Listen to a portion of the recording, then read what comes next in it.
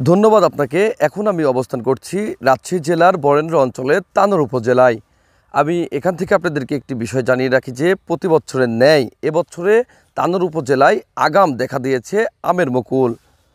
শুধু তানোর উপজেলায় নয়, রাজশাহী জেলার বিভিন্ন উপজেলায় দেখা দিয়েছে এই মুকুলগুলো। আমি এখান থেকে আপনাদেরকে একটি বিষয় জানিয়ে রাখি যে রাজশাহী জেলার বিভিন্ন আমবাগানগুলোতে ফুটে উঠেছে সোনালী মুকুল। মুকুলের মৌ গন্ধ ছড়াচ্ছে প্রকৃতি জুড়ে। গাছে গাছে মুকুলের পরিচর্যার মধ্য দিয়ে ব্যস্ত সময় পার করছেন আম চাষিরা।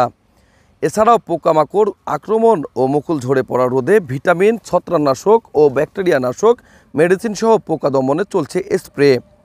আম চাষিদের সাথে কথা বলে আমরা যেমনটি জানতে পেরেছি যে এই চলতি মৌসুমে আবহাওয়া অনুকূলে থাকায় আম মুকুলের পাশাপাশি এবার আমের বাম্পার ফলনের আশা করছেন আম চাষি ও ব্যবসায়ীরা। অপরদিকে কৃষি বিভাগ যেমনটি জানিয়েছেন যে এবার রাজশাহী জেলায় 19,603 হেক্টর জমির বাগানে 2,60,000 টন আম উৎপাদনের লক্ষ্যমাত্রা নির্ধারণ করেছে কৃষি বিভাগ। তবে আবহাওয়া অনুকূলে থাকলে এই লক্ষ্যমাত্রা ছড়াতে পারে বলেও মনে করছেন আম চাষিরা। এ বিষয়ে রাজশাহীর ফল গবেষণা কেন্দ্রের প্রধান বৈজ্ঞানিক কর্মকর্তা শফিকুল ইসলামের সাথে কথা বললে তিনি জানিয়েছেন যে এবছরে রাজশাহী জেলার প্রতিটা উপজেলায় দেখা দিয়েছে আগাম আমের মুকুল। তবে আবহাওয়া অনুকূলে থাকলে এবং সঠিকভাবে এই আমের মুকুলগুলো পরিচর্যা করলে এবছরে আমের বাম্পার ফলন হবে, এমনটি জানিয়েছেন তিনি।